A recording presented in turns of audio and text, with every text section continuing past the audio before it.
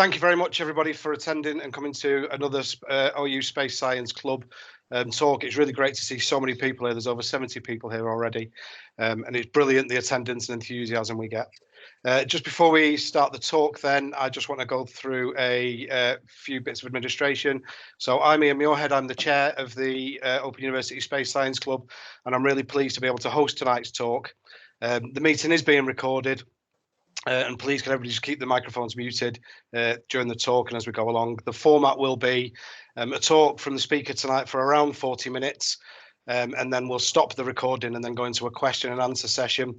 And for those watching on the recording, if you do have any questions or anything you'd like to discuss, then please come and join the club and join our forums and discussions about it.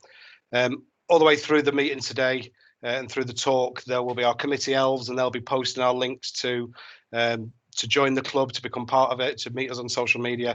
That'll be coming up in the chat, and we really do encourage you to come and join us and join our discussions across any topic to do with space, not just the topic we're going to talk to tonight. And let's go on to tonight's topic then.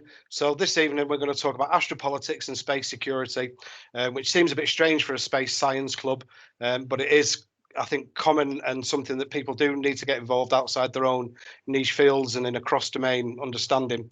And I think a good reason for that is because there's such a lack of understanding of space security and the space domain, as you know, as it's been termed, all the way from extremes where on one side there seems to be a media narrative of it being Star Wars, and I'm almost thinking X-wings and Death Stars as opposed to Reaganite SDI initiatives, all the way to the other end, and particularly on my side, the scientist and engineer side of it, where it's very utopian, some kind of cosmic kumbaya where we're all going to travel into the universe in peace.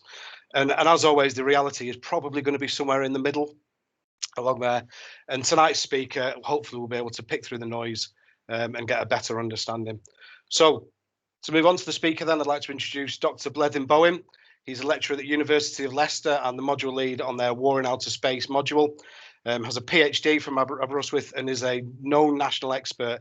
The amount of talks and events I've seen him come up on and his name being referred is very impressive. He spoke to Parliament, he speaks to Defence, and in 2020 he released an absolutely fantastic book. If you can get yourself a copy, War in Space.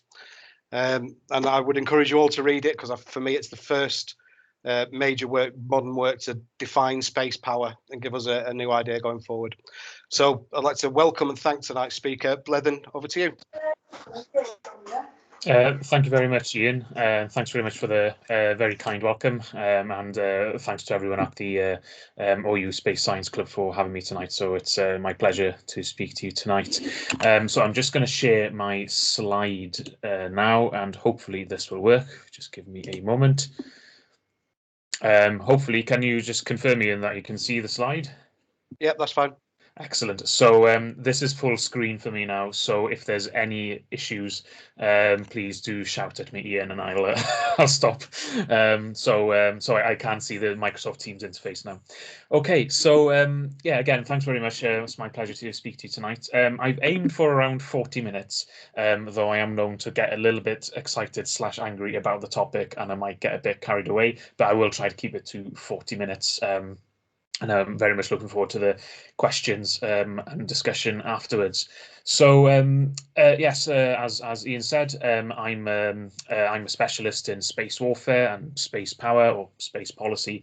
I am not a scientist. I am a scholar of international relations and war studies, and I'm based at the School of History, Politics and International Relations at the University of Leicester. For anyone who wishes to abuse me on social media, there is my Twitter handle.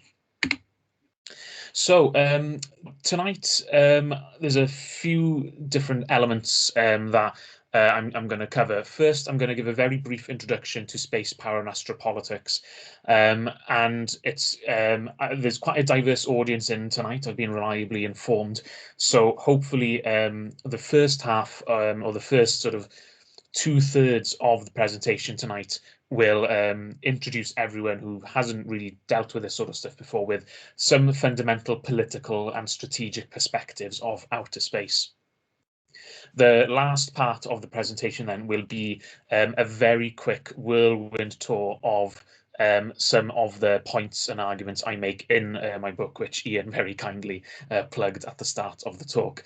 And those are sort of the finer points of space power theory, how to think constructively about the nature of military and strategic power in space in a time of conflict.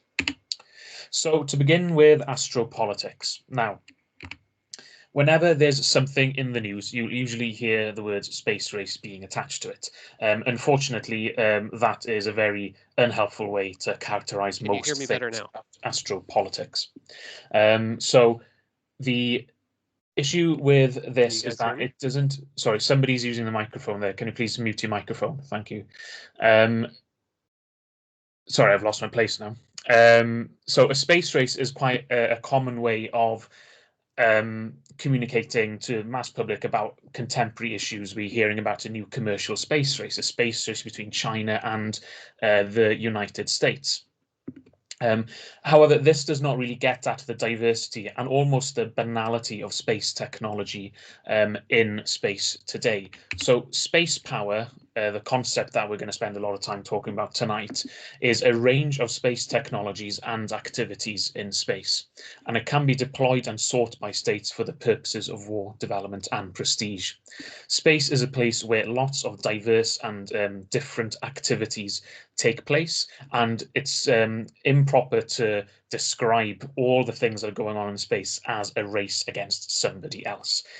So I would restrict the use of the space race to describe the various competitive aspects of Soviet and American space projects in the late 1950s and early 1960s. But space is a place where there's thousands of machines in orbit providing ubiquitous data and services for us today, as I'm sure many people in the audience are already aware of. So space is a place, it is also not a policy topic. Whilst there are policies to do with outer space, it's difficult to have a policy that covers everything in space. We have to pick a topic effectively to talk about space policy in a meaningful way. Tonight, I'll be talking more about things from the military and state perspective. I won't be spending that much time talking about space science or space exploration, though they are still political. The commercial side of space will be relevant somewhat, but I'm not focusing too much on this presentation tonight. So we don't really have a sea policy or an air policy. So in the same way, space policy is a bit of a misnomer in the same way. We have to be more specific when we talk about policies in space and activities in space. Since what happens in space is political, space warfare will also be a continuation of Terran politics by other means. Shooting down satellites in space is not something that's going to happen just for its own sake or because it'll look good. It has to make some significant differences on the ground. So it has to make certain differences to the political objectives of a conflict, and it's not something that happens in a political vacuum. So space warfare and the development of military space technologies happen for political reasons. And the area of most interest in astropolitical study, especially for tonight, is Earth orbit. Earth orbit is being used for extremely important military, economic, and infrastructural interests. So the big prestige projects of robots to the moon or the solar system or space, crewed space flight, that's not really what I'm focusing on tonight, but they are also political. But the machines whizzing around Earth orbit now, around 3,500 of them, which are active and providing services and data, they form an infrastructure that we rely on for military and civilian needs, and it's quite ubiquitous. And because they're so useful, if there's a big war, or even a small war possibly, there may be targets worth hitting in space. So unfortunately, space is not really an escape from terrestrial politics. It's just a continuation of it with different kinds of tools. So there are two important terms that I want to spend a little time covering before moving on. Anyone who's familiar with me on Twitter will probably know this already. The first term I see as a bit of a pet peeve of mine is the militarization of space, or rather how it's used by many people today in news stories, in official documents, or in diplomatic statements, where it is said that space is currently being militarized, assuming that it wasn't militarized before. For example, when Donald Trump sealed the approval of the US Space Force following Congress's bipartisan work on launching the Space Force, many news outlets and diplomats were complaining about the militarization of space. However, the Space Force was just reorganizing what the US Air Force was already doing in space. Space has always been a military realm. So complaining about certain countries militarizing space today is sort of like saying they're making the sea more wet. It's not a particularly useful statement to make. So space technology's original sin was committed in World War II and the Cold War.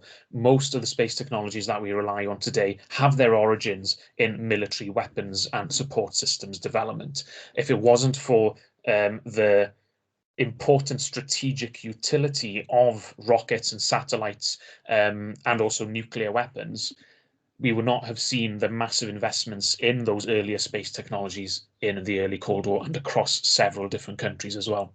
And much of the global space industry today is an outgrowth or are still part of those old Cold War military industrial complexes. So the military nature of space is never that far away, and space as an environment has always been militarized or military or intelligence dominated. However, certain actors can militarize their own space programs or space activities. So, for example, with India, you can fairly assess that over the past 20 years, they've been having a greater militarized interest in their space activities, whereas it's been mostly about economic development and science before the last 25 years or so.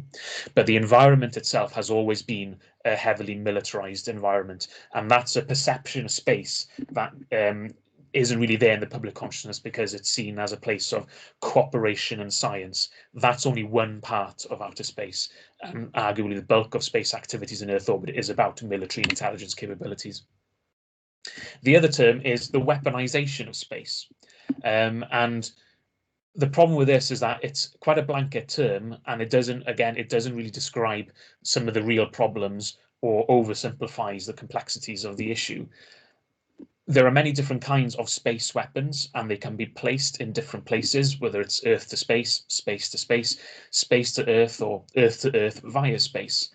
There are also different kinds of weapon systems with different kinds of ways of harassing satellite systems or infrastructure, from lasers to radio jamming or electronic warfare, to kinetic energy interceptors, explosives, or nuclear weapons detonated in orbit.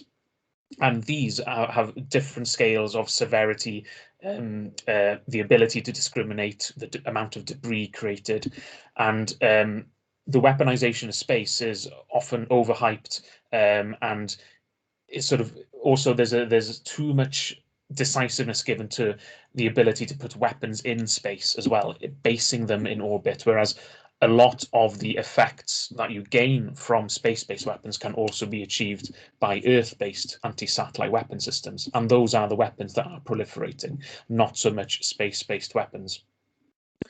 A lot of discussion and analysts talk about a false threshold or a point of no return. So about space-based weapons, saying, well, if a country puts space-based weapons in space, geopolitics and international relations will reach a point of no return and things will just be bad. There might even be a war. But the reality is that space-based weapons have been tested and deployed in various ways throughout the Cold War.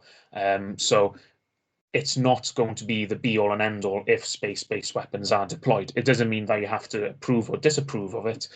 Their gains are marginal, they are very expensive, but also Earth-based anti-satellite weapon systems are the systems that are proliferating without putting weapons in space. So the weaponization of space is something that a lot of the arms control communities struggle with in terms of trying to get agreement on space arms control, because they're trying to do blanket work rather than focusing on very specific anti-satellite weapon systems. And then, of course, you have some people who just love the idea of space weapons regardless and will just want to have space-based weapons because they probably watched Moonraker or Diamonds Are Forever one time too many. So there's a lot more stuff I don't like about how people talk about military space activities or space security or space power, and there's a big collection of them right there, especially on the left-hand side of that diagram. Also, I think Ian is going to save these slides for the Science Club as well, so you can revisit this in your own time. But there are many sort of buzzwords and key terms that are quite problematic. Unfortunately, I can't really get into all of them at this time. A couple will show up later in the presentation as we move on, but as with any area of expertise, there's a lot of noise out there now that from people who are quite new to the field and haven't seen a lot of the literature and academic and policy research that are maybe 30, 40 years old that have already decided and sort of found out what various concepts and weapon systems and strategies and security policies in space mean. So there's a lot of stuff being talked about now in space as if they're completely novel and completely new.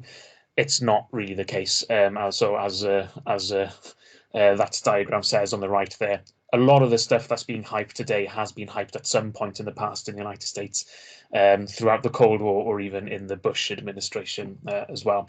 So I guess the point to take from this is to recognize that astropolitics and the study of space from a social science, historical, philosophical, international relations, and also international law perspectives, they are fields in their own right. And there are a lot of people from STEM fields thinking that their grounding in knowing how to fly a satellite or having to do an orbital equation is sufficiently equipping them to understand policy and strategy issues and history in space.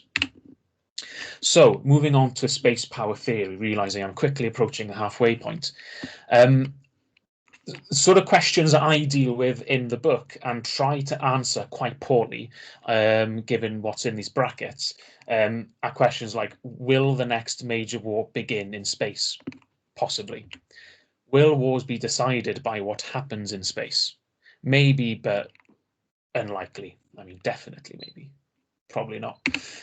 What will space warfare look like? Probably not what you've seen in sci-fi. And what difference will space warfare make to that on Earth? A lot, but in many different ways and degrees. So this is the kind of fun stuff that Ian spent his time thinking about whilst reading my book, hopefully, if he managed to get through it all and not lose the will to live. So these are the sort of questions that space power theory tries to deal with on a solid conceptual foundation, but also it's trying to get at the grey area, really, of what difference do these machines in space make to modern warfare and power politics on Earth when major powers of Earth are still hedging their bets and planning to fight wars either against each other or against regional rivals or small powers within their neighborhood. And space is useful for modern warfare and has been for decades. The United States pioneered a lot of the battlefield relevant space systems in the 1991 Gulf War, and a lot of other countries have just been following America's example. Chinese military modernization today is very much imitating what the Americans have done for the past 30 or so years. And it is currently the 30th anniversary of the 1991 Gulf War, where space systems became directly relevant for battlefield and tactical military power. So the 7 propositions that I'm going to rattle through in a moment are sort of the concepts that I have to try and help people come to their own conclusions as to what the answers to those questions may be in whatever situation or scenario that they are interested in. So I'm not providing any clear solutions, but better way to think about the problems and the dynamics of military power in space. So what is the space power theory that I'm pushing in that book, which is based on my PhD thesis at Aberystwyth University? So I narrowed it down to 7 major points, and I'll go through each of these in turn. So don't worry about sort of reading all that at the moment. So the first point I make is that, and I mentioned this earlier, is that space warfare is waged for the command of space. So space warfare is not something that happens for its own sake. you wage space warfare in order to command that environment, to control that environment, or as some doctrinal documents and Donald Trump language would say, dominate space. You want to exert your influence in that environment so that you can use the benefits of it for that war on Earth. Or you want to deny the enemy from doing the same as well. And this has a lot of parallels to the way military forces and decision makers think about the sea in warfare, and the air as well. And the process of analogies from old theories about terrestrial environments means that we can have useful ideas to think about war in space, even though there's not really been a shooting war in space yet. Hopefully there won't be, but people are planning to do these things, so it's important that more people engage with the ideas and the debates around them, but also on a sound conceptual footing. And we can analogize the point of commanding an environment well enough from the sea by swapping a few terms with space. So this is from the work of Julian Corbett, one of the major sea power theorists in the world of international relations. And if we replace the sea with space, we have the lines of, by winning the command of space, we place ourselves in position to exert direct military pressure on the national life of our enemy on Earth, whilst at the same time we solidify a barrier against him and prevent his exerting direct military pressure on ourselves. The command of space, therefore, means nothing but the control of celestial communications, whether for commercial or military purposes. The object of space warfare is the control of communications, and not, as in land warfare, the conquest of territory. And that's from that was first done in the work of John Klein in the mid-2000s, who applied Corbett's ideas to space power. And that's a fundamental starting point about doing war in space is really to exert control or deny the use over space satellites and their infrastructure support services for military and economic uses on Earth. If it doesn't contribute to those effects, then there's not much point in doing space warfare at all. So there has to be that political and strategic reason to start shooting down satellites. And because satellites are so useful to modern political and economic power and infrastructure, and military power as well, that there will be good political and strategic reasons to start harassing space systems in one way or another. The second proposition is that space is uniquely infrastructural and connected to Earth. So space isn't that far away. It's very nearby. It begins at around 100 kilometers altitude, and then the most relevant bits for us in this theory goes up to 40,000 kilometers or so. And there is a need for space specialists, really, and the techno-strategic realities of space are that space technologies are critical infrastructure, and they provide a lot of dual-use capabilities as well. So a lot of satellites and space systems provide everyday benign civilian infrastructure. For example, GPS, it tells you where you're going on your phone, but it's also used by the now US Space Force to provide precision bombing capabilities for the US military. So that's an example of dual-use technologies, and many space systems have military and civilian uses, despite what their original design intents or operating entity is. There's also the risk that certain space systems could risk nuclear war as well. So there needs to be specialisms about space, despite the sort of conceptual, political, and strategic similarities between the sea and space. So we need technical and physical experts. So people who understand how orbits work, how space technologies work, they need to be able to communicate the realities of space technologies and space physics to the generalists. So like other parts of the military, space power in military thinking and decision making will need to interface the space specialists with the generalists or the political decision makers, because the generalists will often be more senior, having to make broad decisions, but they won't know the intricacies of space. So they have to pay attention to the specialists, but the specialists have to communicate in a way that the generalists can understand. So all the stuff that we understand about space has to be useful and relevant and accessible to a wider audience. And it's important that space specialists don't allow their specialisms to become space cadet blinkers. For example, just because something can be done in space doesn't mean it should, or doesn't mean that there might be a good enough terrestrial alternative that might be better suited to the situation. Most people don't care about space. And that's something a lot of space enthusiasts or space professionals tend to forget. So communicating and making space relevant to that wider audience is really, really important, but not becoming trapped in our own enthusiasm for space either. The third point is that the command of space does not equate to the command of Earth. So a lot of existing thinking and literature on military strategy in space tend to oversell the impact of space warfare on wars on the ground, on Earth or sea or air. And I call that astrodeterminism, that what happens in space determines what goes on Earth, or as many people like to claim when they're talking about military space, if we don't control space, we will lose the next war. Whoever controls space controls the world. And that's sometimes what we hear when more alarmist foreign policy hawks are talking about the Chinese putting a tin can on the far side of the moon carrying a potato, claiming that the Chinese are going to conquer space and then conquer Earth. That sort of thinking is rather absurd, really. But in Earth orbit, we should stop thinking about any action in space leading to inevitable defeat. So a lot of American military thinking is centered on the idea of space as the ultimate high ground, that if you have the high ground, therefore you're just going to win, and everything else falls into place.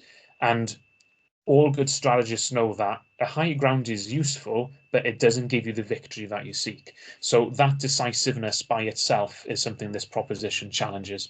The Americans also like to think about their space infrastructure as a center of gravity. Whereas a center of gravity means that if you actually hit somebody on the center of gravity, they'll topple over with one blow.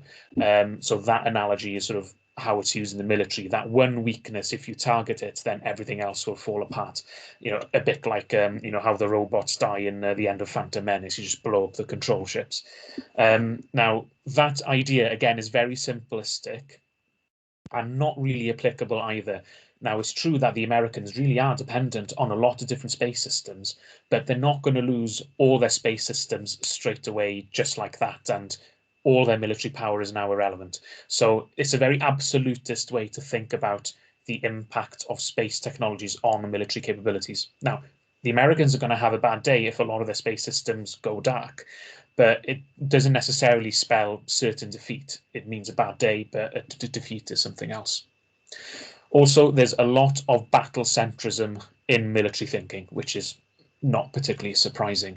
But contemporary military thinking, in terms of space warfare, tends to ignore the insights of old sea power theories from the works of Alfred Thayer Mahan and Julian Corbett, who said that at sea, seeking battle is not always the right choice. Sometimes you want to deceive the enemy and put them out of place. You want to lead them on a merry chase and deny them battle so that their military forces are no longer in a good position, or you get them out of their advantageous position because you've goaded them into fighting, but then you've denied that battle to them. Similarly, in space, sometimes achieving what you want in space may not involve battle. It may just involve a game of cat and mouse that never results in a fight, but that game of cat and mouse itself is an important strategic activity.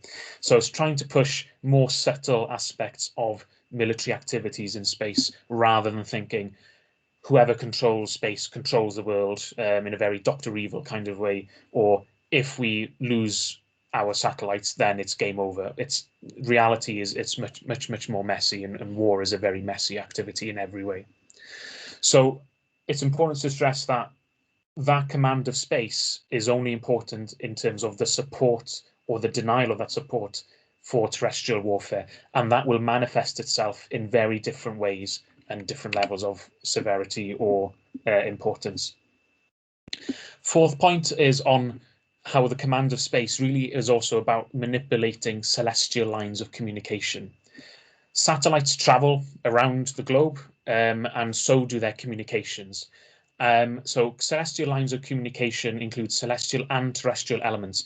It's the web of connectivity between the platforms, their radio frequency beams or arcs, and also the ground stations or the receivers on the planet that need their data and services.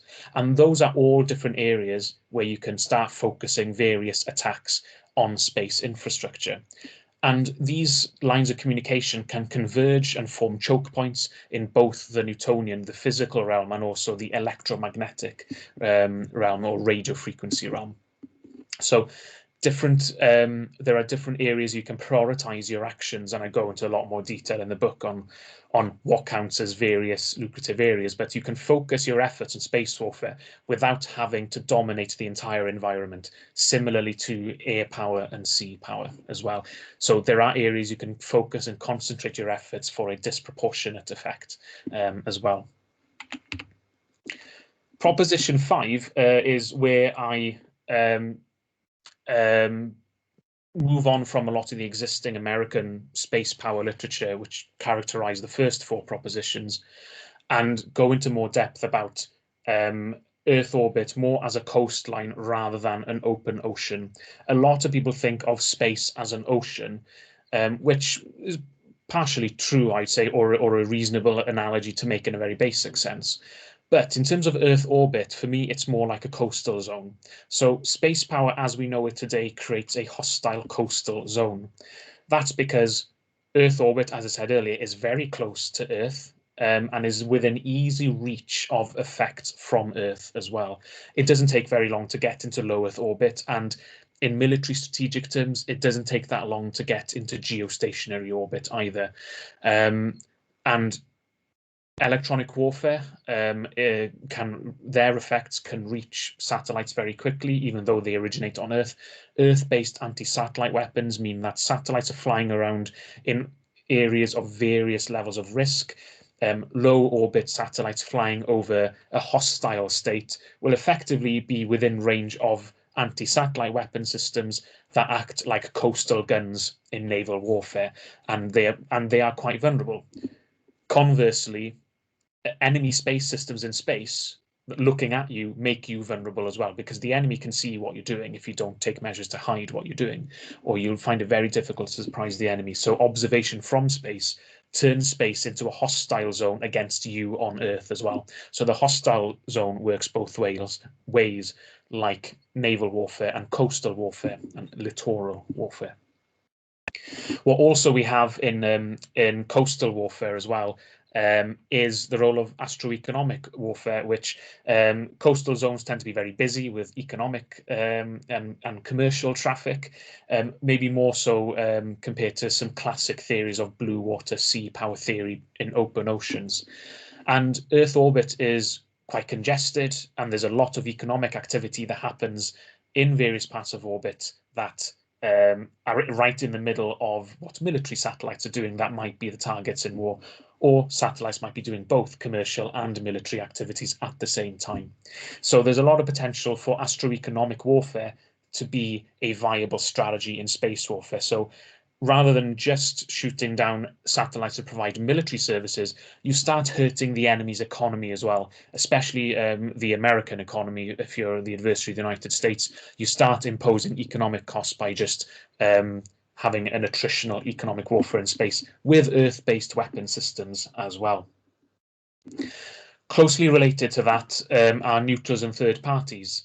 It's not just the big powers that are in space. There are many small powers, there are many non-state actors and third parties. Now, many of them might be party to a conflict. So American commercial companies will probably be used by the US military in a conflict, and therefore might be fair game, although nobody really knows what counts as fair game in space, at least not yet. But there are precedents on naval warfare on Earth where in the early 20th century, there were conferences to try and outlaw economic warfare at sea, which failed completely. And we're seeing similar sort of moves in some places today to try and protect economic activity in space and sort of outlaw economic warfare in space and just allow military to military targeting. I'm very skeptical that will work because of the dual use nature of space, but also how small states that don't have a large power that can guarantee their neutrality end up having their neutrality abused and are often better off picking a side in the conflict and hoping that side wins. That's the precedence anyway from a lot of naval warfare and sea power and small powers as well. So the other point there from that is that space is open to a lot of powers, not just the big ones as well. So a lot of European states, they can still engage in space warfare with soft kill systems like cyber warfare and electronic warfare, not necessarily missiles. Also, it's important to note that as a coastline, logistics on Earth will have an advantage over logistics in space. Putting anything into space is really expensive, as I'm sure almost everyone here knows. If you can do something on Earth that is cheaper, but just about as effective, if not as effective, then you're going to do it on Earth because it's cheaper, you can access it, you can maintain it, make sure it works, you can test it more easily. If you put weapon systems in space, once it's up there, I mean, depending on the weapon type, you can't really test it. And if it's up there for 10 years, are you very confident it's going to work tomorrow if you press the button? So there are many advantages of the land or Earth logistics over space logistics as well. So there are real constraints on what you can do in space because of the nature of Earth orbit as well, because once you're locked into an orbit and a plane, changing that is really intensive in terms of the energy required and really inefficient. If you want to go in a different orbit on a specific occasion, it might be easier to just launch something new on a completely different plane onto the desired orbit as well. So these have lots of parallels to land logistics supporting coastal warfare as well, especially with coastal guns. So space warfare is not something that's happening in isolation at all. It's very close to Earth, and what happens on Earth will directly affect space and vice versa. So summing up really that point is that space power then provides a strategic depth for many countries. It makes their military forces far more efficient in everything they do and makes them more survivable, more lethal, and provides more effectiveness despite maybe a small size on the ground. And the Israeli military is a good example of using space modernization and support from space systems for their military, the Israeli Defense Forces, to make up for the very small size. So I will skip that in the interest of time, but that was a French maritime theorist who is the origin for a lot of those analogies. The next point, the last but one you'll be glad to hear, is on the subject of military culture in space. And space power exists within a geocentric mindset. So space is political, but it is also cultural. And just because they're machines in space, it doesn't take out the human element. It doesn't take out the humans in the chain. And humans develop technologies and do things in the ways that suit their interests, but also reflect their habits as well. And the way we view space is also a part of our culture and our perspectives and where we are as well. So we all live on Earth, and therefore decision makers, their priorities are on Earth, not in space. Space is an adjunct, it's that coastline, it's not where we live. Where we live is Earth, so Earth is the most important. And decision makers are only interested in something when it's useful for them or how it is useful for them. So modern space powers today are Earth-based. They're not based in space. It's not like an island power like Britain using sea power. Whereas when the British or the British Empire wanted to do anything, it had to do it through the sea because it was an island. Same with Japan, and also to a lesser extent the United States. It had to go over the seas to do anything with the rest of the world.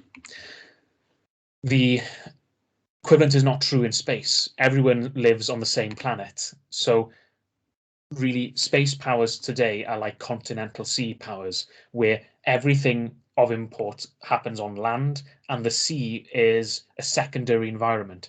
And continental navies, like the French Navy, the Indian Navy, Chinese Navy, they don't have the same level of prestige within a strategic culture of a country like the Royal Navy does in the United Kingdom, or perhaps the US Navy in the United States.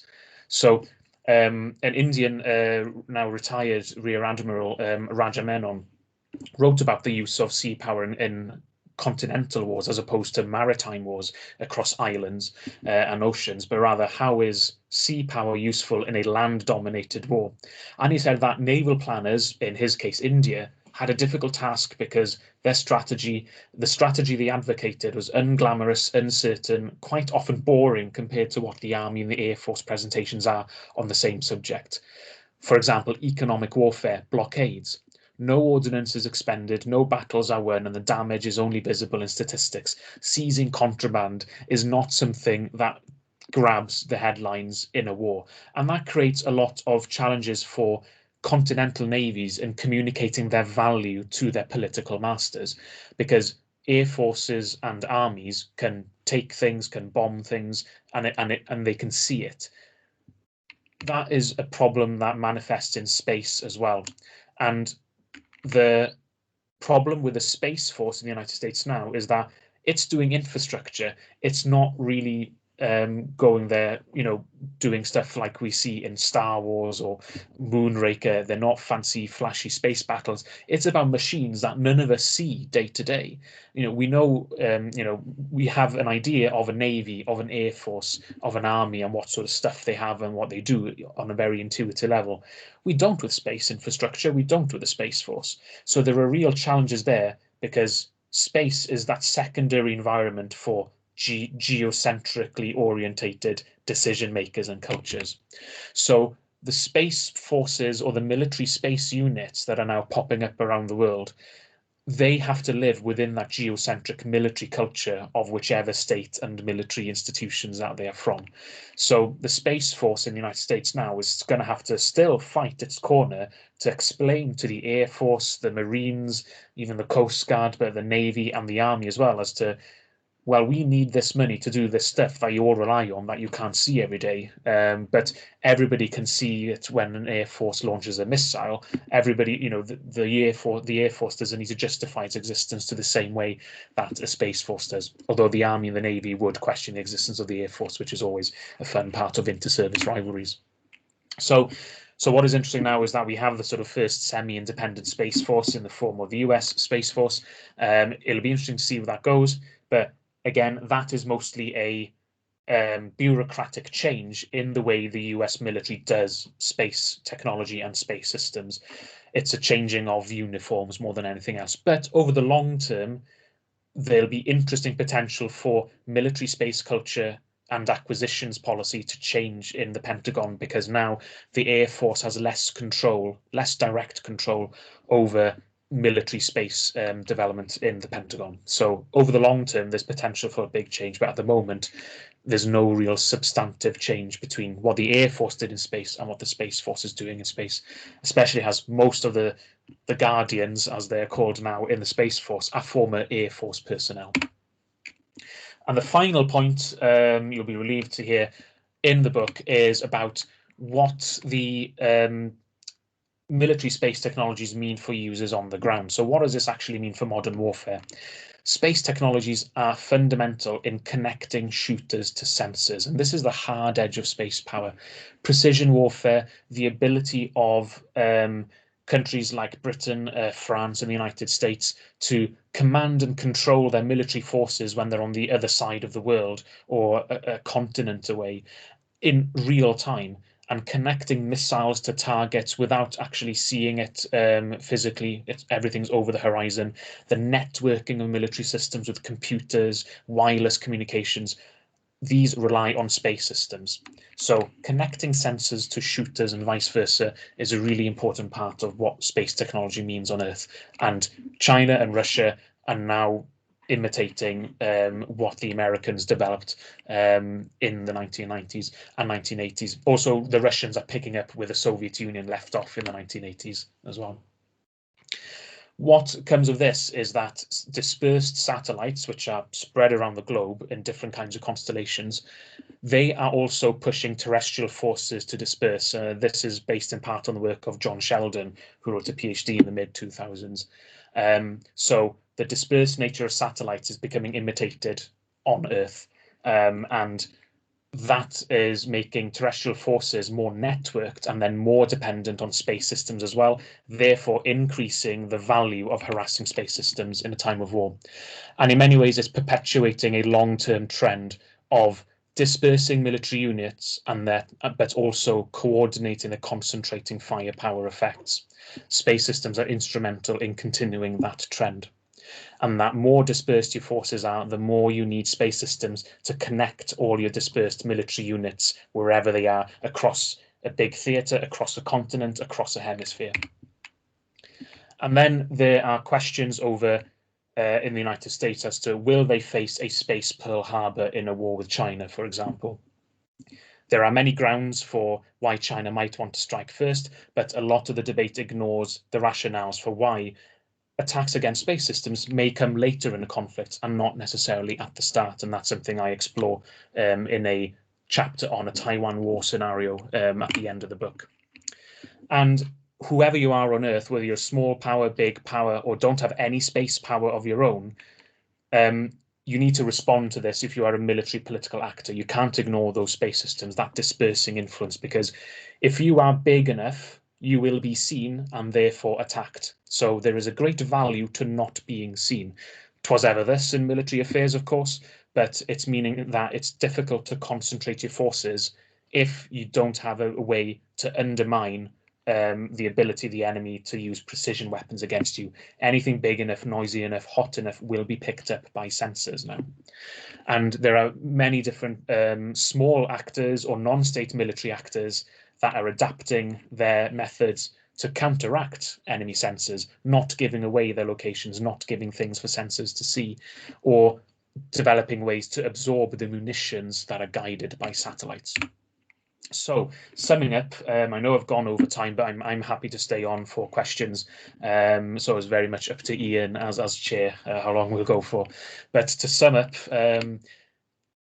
I guess very simply put, because the OU Science Club is for people from the space and sciences background, is that space power and astropolitics are things. There's a wealth of literature and research on the politics of space writ large, the humanities, social sciences, liberal arts in space. There's a lot of stuff out there already. So there's plenty of stuff out there waiting for you to discover if you want to read and research this sort of stuff yourselves.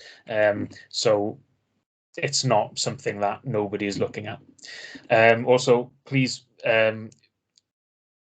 try and be skeptical when people are accusing others of militarizing space, and also to not be overly concerned with the weaponization of space, because their detractors think that it'll be the end of the world. Their proponents overstate their effectiveness as well, and it won't necessarily make the big difference that they think it will, mainly because of the cost.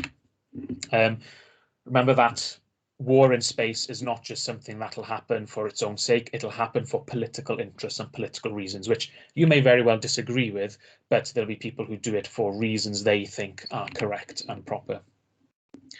Earth orbit is a cosmic coastline. Maybe interplanetary space is more like an ocean, but in terms of Earth orbit, I think a coastline, somewhere that's very close to Earth, is a better way to approach military power and economic power and operations in space, in Earth orbit. And space power plays its part in modern warfare and in the balance of power on Earth. So space is really important for military and economic power, just like sea power and air power is, and other forms of state power as well. And I guess on the last point, we just don't know how things will pan out. A lot of people are supremely confident in how they predict a space war will happen of some kind, or space warfare, but we just don't know. All wars are uncertain things, and I guess we should hope that we don't find out how things will pan out if if war happens with space systems being caught in the middle of it. So I will leave that there. Thank you so much for listening and for being so patient. I assume you're still there because I can't see the Teams interface at the moment, or I've just been talking to myself. Again, those are my contact details, there's also bibliography slides here at the end as well, which the Science Club, I think, will disseminate to their mailing list as well, so for any sort of further reading as well. So I will leave that there, and I look forward to the questions. Bleddyn, thank you very much. That was absolutely brilliant. It was a bit of a tour de force across space policy and strategy. And I think you said it during the talk there that people with the expert physics and science knowledge will be required to advise policymakers, but an understanding of the context and the human elements and the strategy and political elements is probably critical to be able to guide that advice. Before we move on to the question and answer session, I'm just going to say thank you to everybody who's watching on the recording. It's really great that you're involved. All the links to joining the club will be in the description for the chat, and hopefully up on your screen now is the subscriptions. I'll just stop the recording now then, and thank you very much and say goodbye to everybody watching on the recording.